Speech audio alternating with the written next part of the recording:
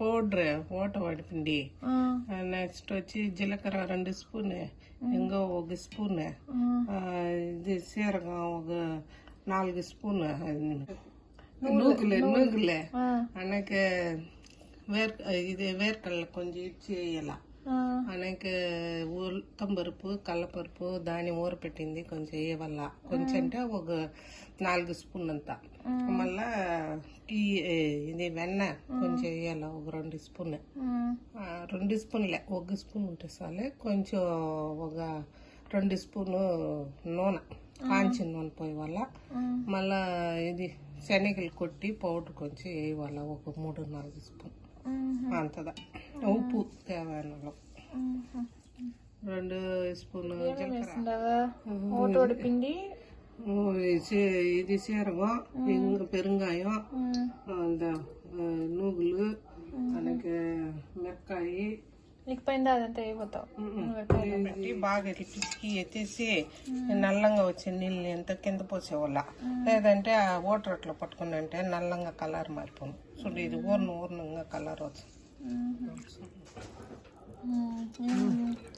శనగపప్పు ఉద్దిపప్పు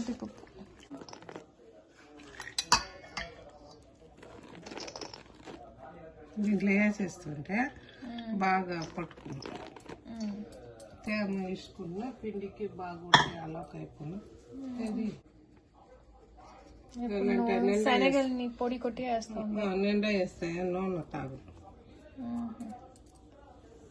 శనగల్ని పొడి కొట్టి వేయాలా టేస్ట్ అట్లా కూడా వేయాలా పప్పులు కావాలి కదా 2 చేపిడి అంత ఒక చేపిడి అదే నమ్ముకుంది పొంగల్ అంత కరపాకైతే తుంచుకోవాలి అట్లా వేస్తుంటే ఒకే చోట అట్లా అలకలకు వచ్చేస్తుంది మిరకాయ వేసేసి మిరకాయలు నల్ల పిండి వేసేసి దానిపైన నువ్వు కొడుతుంటే నీకు బాగా ఈజీగా ఉంది అంటే కారం ఘాటుగా ఉండదు అంట ఘాటు ఉండదు ఇత్తనాలు అంటారు దాన్ని వేసుకుని మెదిగిపోతుంది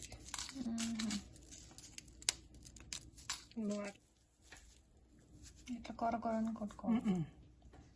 ఇంత వెన్న వేయకూడదు బాగా కరగాలి లేకపోతే ఒకే చోట్ల నిలిచిపో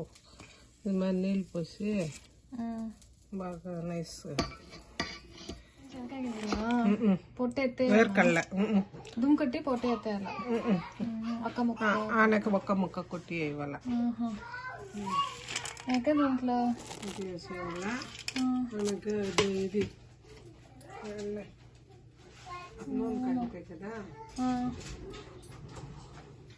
అవి వెన్న కరాదు కదా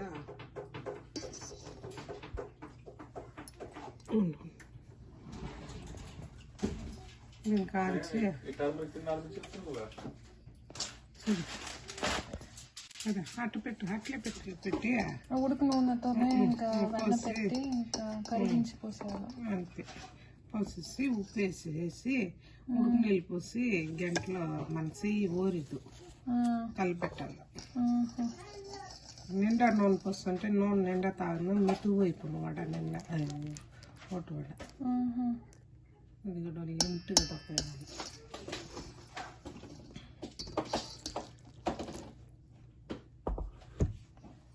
తెలుస్తుందా అంతే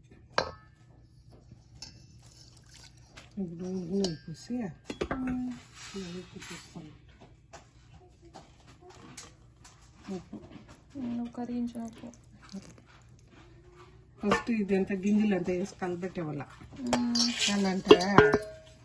నీళ్ళు పోసిస్తే ఒకే చోట ఉడికిపోయిన మరి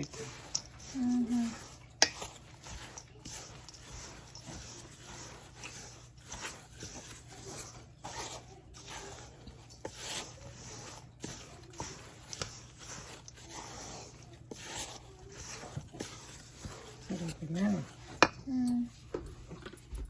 నీళ్ళు పోస్తున్నా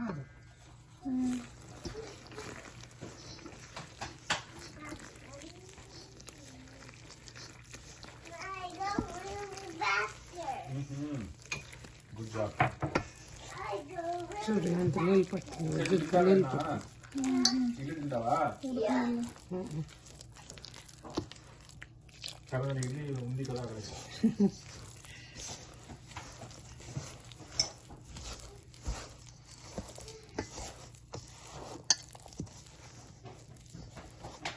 కొంచెం ఉప్పు వేయాలమ్మా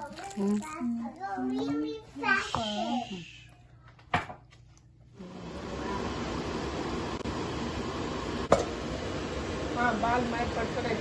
నోట్ పెట్టుకున్నాను